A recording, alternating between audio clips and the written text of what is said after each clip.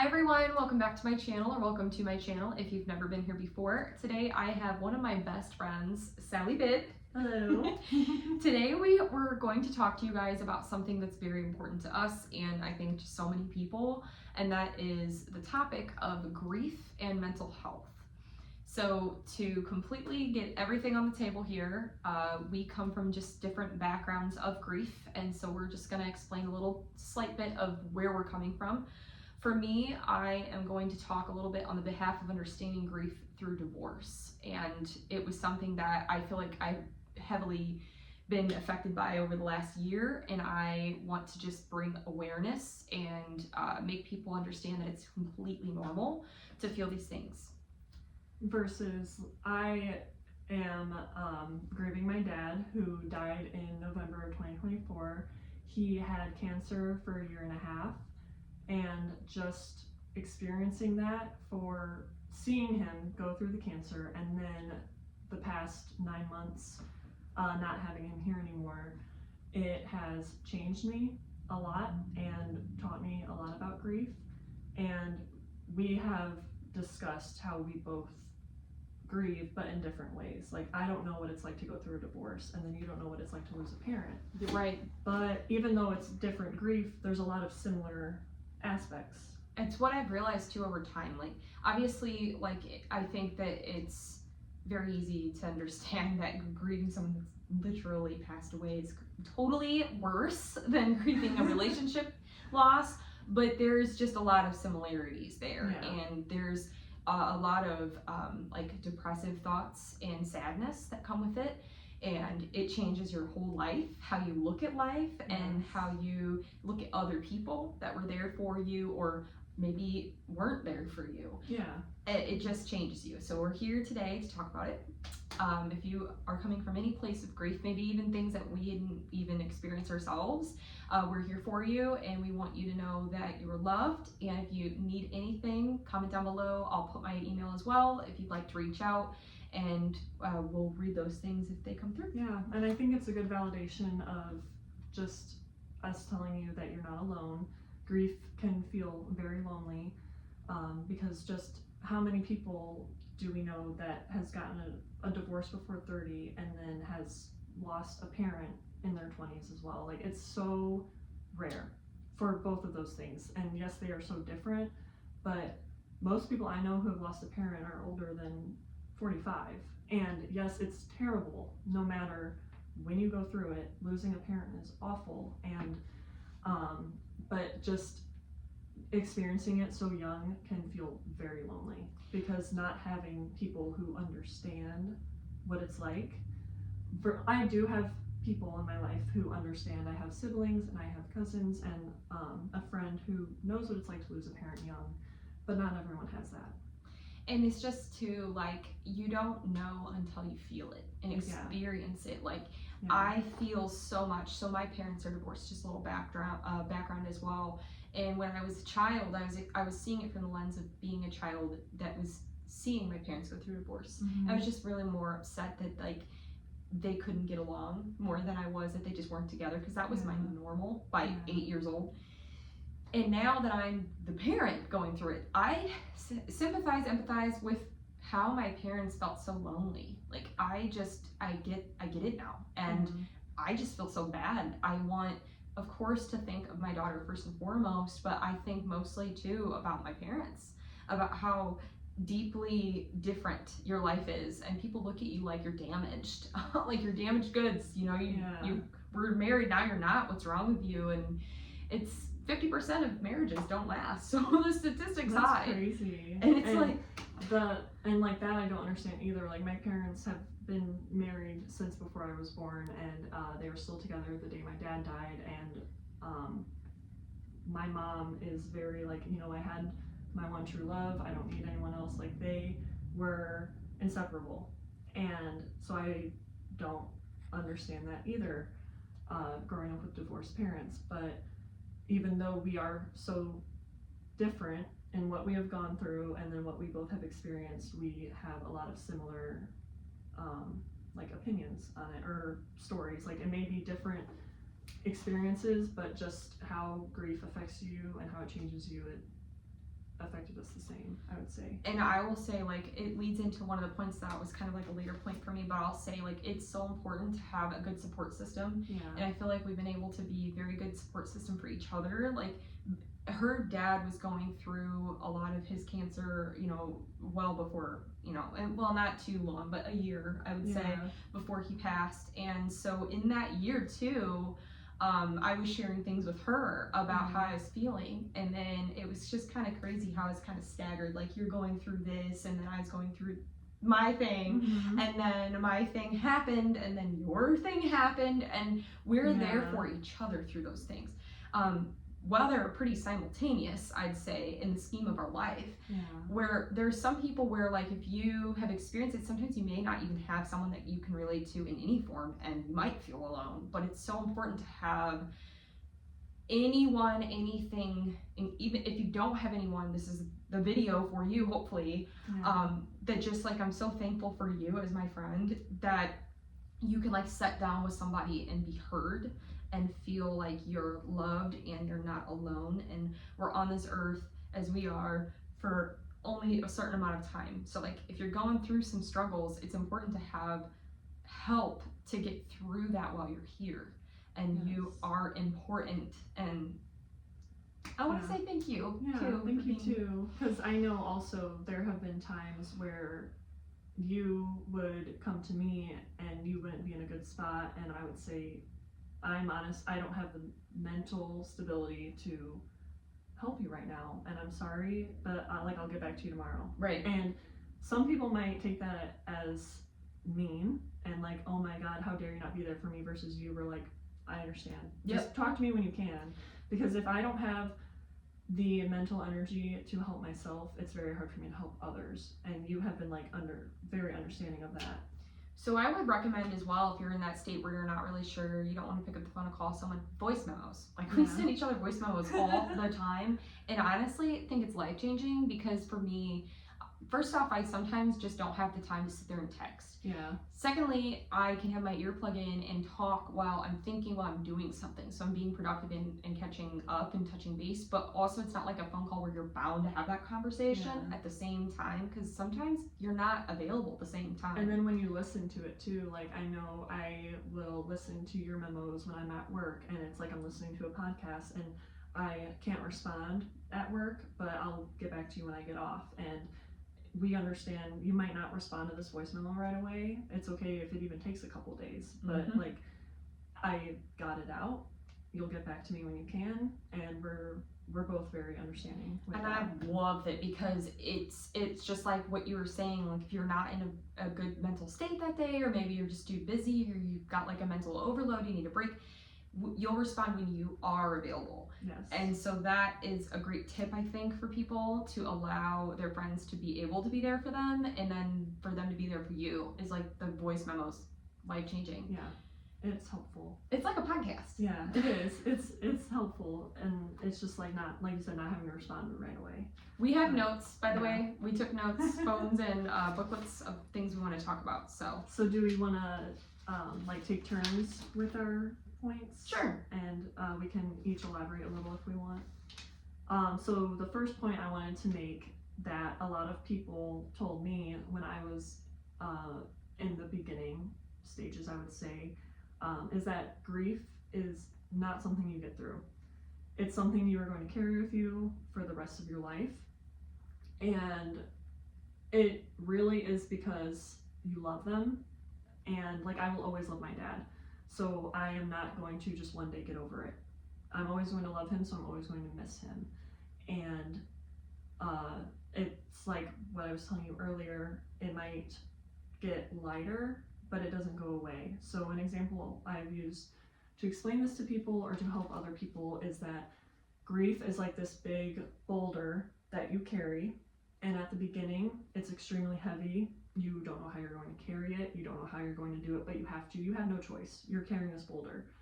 And then over time, you get stronger, and you are still carrying the boulder, and it did not shrink. It is the same size, it's the same weight, but you got stronger, and you're going to carry it for the rest of your life. But it is how you carry it that matters. Whether you let it weigh you down or you let it make you stronger is the the end result. Oh yeah, I mean, I know that it's crazy that it feels like it's been quite a bit of time since things have happened for us both, but it's not though. Like for us, it's always gonna feel like it was just yesterday. Yeah. But like forever ago at the same time. Oh Like, yeah. It feels like my dad just died yesterday, but at the same time, it feels like I haven't seen him in years. Oh my gosh, It's a weird feeling. And so and it's not something you want to avoid. Like I don't want to talk about how, or I don't want people to act like it didn't happen to me, like it did. And it's okay to talk about it. I think it's actually more of like an insult when people want to kind of dance around. Yeah. I'm divorced. Yeah, I get it. I know I am. I know it happened. And like dance around you, like, yeah, my dad died, like it did happen. If there's a difference as well in the way that you communicate with people, which we could do a whole video on the rights and wrongs things to say when you're grieving. But it's just important to, don't act like it didn't happen, but just to like be there, be someone that is there for people. And if you've gone through it or you're going through it, now you can empathize with others and you can understand what they may be feeling. Yes. But yeah, like she said, like it's not gonna go away. No. You're just gonna get better at handling your emotions or recognizing those. Yeah. Like I remember before my dad died, I literally Googled, how long does grief last? Because I didn't know like what it was like to lose a parent, and I think Google said something like 6 months. And then once he died, I was like, there's no way I'm getting over this in 6 months. And then after talking to other people who experienced it, they're like, I'm going to be honest with you, and this might sound scary, but it's never going to get better. You learn how to handle it better, but the grief, it's always going to be there. Well, one of my notes that can bounce right off this is triggers. So like with that though, you're going to have times where you feel like, you know what, I'm doing good. And you can have a good day, or you can think of your dad, or I can think of my marriage in the past and be okay. Then there's triggers. You might hear a song that your dad loved, or that you guys listened to together, or I might hear my wedding song. I just don't like to listen to that band now. But you start to realize and recognize over time, oh my gosh, this is a trigger. Yes. You'll go somewhere and it'll be a trigger. You're like, I'm gonna cry now. Or you just start to understand that like the people around you know, I'm about to cry, or I don't know that I'm gonna be okay, I need a second. Like I told you earlier, I like eventually will have to go to other people's weddings, and I don't want to see a father walk their daughter down the aisle. Like I know that's going to trigger me because I'm not married, and I know I will never have the opportunity for my dad to walk me down the aisle. He also didn't have any grandchildren, so I know he will never physically be here to be a grandpa. So just knowing I'll have to go to weddings and see other women have their dad walk them down the aisle and then have the father-daughter dance, like I might have to step out of the room. Yeah. Because I don't want to ugly cry during a wedding. Like the happy tears are fine, but I'm not going to sit there bawling my eyes out. Right. Oh yeah, and like for me too, it's very difficult because, well, it's like both of us, but not, it doesn't go away. And then for me, I feel like there's a literal physical reminders from like, I'm in the same town, run into some people, and it's just like, it's very difficult to escape that feeling when it's kind of everywhere and all around you. But I could bounce off that with the jealous anger aspect that I have on my points. With the triggers. So just even like walking down the aisle, my jealous thoughts are like, well, why does she get to have her dad walking down the aisle and I don't get to? Why does she get to have kids and let her dad experience her kids while I won't get that one day? And I thought I was crazy for thinking those things, and I thought it made me a bad person. And just thinking like, why did I lose my dad at 25 versus some people don't lose theirs until they're in their 60s, so their parents are like in their 80s or 90s. But I've come to realize with similar videos like this and TikToks that a lot of people think these things when they lose a parent, and that's totally normal. You just have to learn not to let your anger or jealousy, don't take it out on other people. So those people who get that, I am not getting mad at them for it. it's just me being jealous, and I just keep those internal thoughts in my head and I don't take it out on anyone. And I know it's a normal reaction. I just don't let it affect me as a person. I will remain kind. I'm not going to take it out on them, because I also wouldn't wish it on anyone. Yeah. It's just a little like, oh, I wish I had that. Well, it's like for Thanksgiving, I realized that was like one of the worst days that I had ever experienced. It was very, I guess, recent after the divorce had happened. I had a day that was so bad. I would see everybody and their whole family together on Thanksgiving, their families and their babies. I was going to my mom's and I had like her fiance and their family and my aunts and uncles all together and their family. And here I am with my broken not family. And here I am going, I had that and now I don't. And I get to watch everybody be super happy and whole, and I feel so empty. And that's that same feeling where you're just like envious of it, and you are sad about it, and you feel like it's in your face. For you, it'd be Father's Day. You know, you see everybody with their dad, and you're like, great, holiday. Happy for you. I don't have that holiday, yeah. Well, but yeah, Father's Day. I was going to say that too. Like Father's Day, I made my own post on social media, then I logged out because I knew it was going to be a trigger and a jealousy, anger thing, and I stayed off social media that day, and it was very good for me just to. That's another tip. Ignore it. Like I don't want to see other people post their dad. Like good for them. I'm happy for you, and I love it that people are cherishing their dads, because yes, cherish your parents while you're here if you have a good relationship with them. But I just chose not to see it myself. And that's a great thing to bounce off of if you feel those same similar feelings, just don't get on your phone that day. Yeah. Or maybe even that couple days. Yeah. Because those posts stay on there for a while. Yeah. And it's like, if you're going through a divorce, for me specifically, like I was social media heavy, like and still am, but was definitely then. Like every day or every week I was posting, and I kind of just sort of stopped, and people started sort of asking questions, and I still to this day have not come out with some video about it, because I'm not gonna, because that's distasteful, and I just didn't think I needed to do that. He's still out there and exists. It's still my daughter's father, and I'm not going to discuss that publicly. But you have no obligation to. No, and it's just so uncomfortable, and I just don't want that controversy. It happened, it's done, and now I have to live with that and find my new reality. Yeah. Like you said, like you're never gonna be. Yeah. So I think, it's another point to bounce off of that new reality. So I know with me losing my dad, I look back at old pictures of even before he had cancer, and I was like, I want to be that happy again, because there's a me before he had cancer, a me during his cancer, and then me now after he died. And I look back and I'm like, I just want to be normal again. I want to be how I was before I had cancer, but that's not going to happen. I used to have a healthy, happy, loving dad, and now I don't have my dad here physically anymore. So I'm not going to be my old self again. This is my new normal, and I'm getting to know her, and I have to accept that.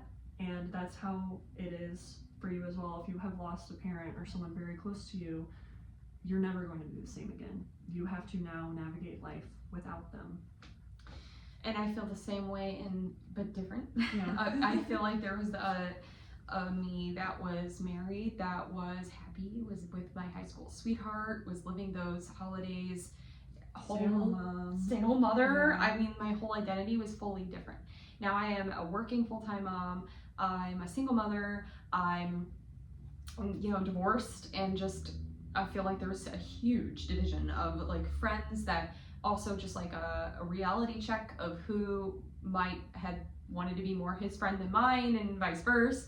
And now I'm, family I lost, or that just isn't a part of my life on a norm. Mm-hmm. And that is the new me. Like it's very hard too, because half of my full life I was a part of his and his family. So now that I'm not, I'm realizing who this version of me is. I'm almost 30. I'll be 29 this year, but still, I'm kind of nearing that end of my 20s going, okay, so this is a new life, and I have to accept that this all happened, and now I have to move forward. Because if we focus on that past so badly, we'll be stuck there. Yeah. We can think back and reminisce, but like we have got to find a purpose that will make our life worth living, and then think back fondly, and allow it to push us into doing something good. Yes. That's a lot of advice I've gotten from other people who have lost a parent, to do something good in honor of them, whether it's donating to a charity they liked or volunteering with a charity they liked. Like, do something in their honor, once you have the energy to, of course. I know I don't right now. My energy level is very low, but I know eventually I want to do something in honor of my dad, whether it's like volunteering somewhere, something that would make him happy. Yeah. Another point I'd like to make is make sure that you have a positive support system. So there will be a lot of times where you'll have people that are there for you, but not necessarily in the best ways. So let's say like your dad passed away and you've got friends that are like, let's go out to the bars, let's go get drunk like every weekend. And it may be a Band-Aid at the time, and you might forget for a bit, and it might alter you a little, but it's not healthy for you. It's not a positive fix. It's not a fix that's going to be good for your mental health. For me, it would be if I had friends that were just constantly feeding me that, yeah, like, you know, F him, or sure, you know, let like me just bashing him. Yeah. That's not good. Don't stick with just that. You need friends that are wanting to help you. Like, let's actually hold on. This is still the father of your child. We need a good support system for people that want to make for you. Let's go work out together. Like your brother, great support system there. Yeah. You know, you've got your sister and you are hanging out doing things together so much. Like you always hung out with her, but now so much. Yes. I love that. Yeah. And I luckily have not had friends who have influenced me in a bad way. I think a lot of them have helped me in very good ways, but I know other people, like anyone watching this, might avoid grief with drinking, with working a lot, just avoiding it. And that's not the way to go about it. And how I have avoided it in the past is just like pushing my feelings away. So if I feel like a grief crash out coming on, I will just be like, nope, I don't want to deal with it right now, push the tears away, and it's going to come out eventually. And I just avoid it mentally, and some people just may avoid it in different ways. And the next thing you know, I'm driving to work and I start crying for no reason, and it hits you at the most inconvenient time because I pushed it away. And now I'm walking into work with tears in my eyes and I don't want to talk about it. Versus like, wow, if I just cried last night at home, this wouldn't have happened. Allow yourself to feel. Yeah. Like, you need to feel it, and you need people that will understand that you're gonna feel it. I know for me too, like I have that, like, okay, I'm about to panic, I'm starting to feel this, I don't know why. You'll literally go, I've had such a good day, I've had great things happen to me, nothing wrong, I'm very sad, and it's like out of nowhere. Unexplainable, but completely normal, and it's a part of grief.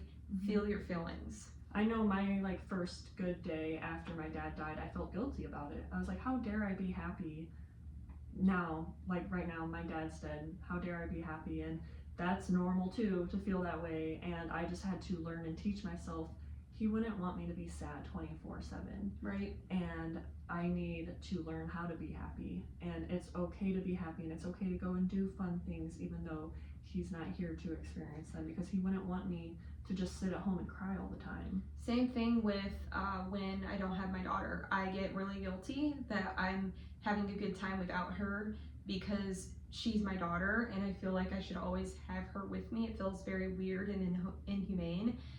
And I get so sad when I don't have her. Like, this is a weekend currently, I'm filming this, that I do not have her. And when I know that I'm not gonna have her for an extended period of time, I get like depressed almost. But what I'm starting to kind of understand is if I'm feeling those things, she has another parent too, and even though it didn't work out with us, that's still her dad, and she's with him when she's not with me. And so, you know, I am happy, first off, her dad's not feeling sad, because he is with him. She gets to see her dad, where when she sees me, I know she's happy, I know I'm happy, but it's also a flip side. Yeah. So I make peace with it, and I go, okay, I'm sad for me right now, but she's probably fine. Oh yeah, and she, like, doing that kind of taught you, like, when you were going in between houses as a kid, like, oh my gosh, did my mom feel like this when I was at my dad's? Did my dad feel like this when I was at my mom's? And as a kid, you were just like, oh, I'm happy to see this parent, I'm happy to see my mom, I'm happy to see my dad, versus like the one who didn't have you was like, oh, I miss Ariana. Yeah. You know, it like teaches you the other side. Dude, and I will stand beside this thought too. I've thought about how did I feel when I was a kid when I wasn't with the other parent? Mm-hmm. Truly, like you said, I was looking forward to the one, getting excited about the one that I hadn't seen. And so I got to see that other parent, and I wasn't really thinking, like, I love my parents, so I was never not thinking about them, but like I was more just focused on where I was, and I wasn't really like super sad unless I feel like they were sad. Then I was like, oh, well, I don't want them to be sad. So my thing is if you're divorced, you have kids, and you're worried and you feel that guilt, just know they're happy to be with their other parent too. You're probably more sad than they are. Yeah, they're having fun, they're safe, like they're good.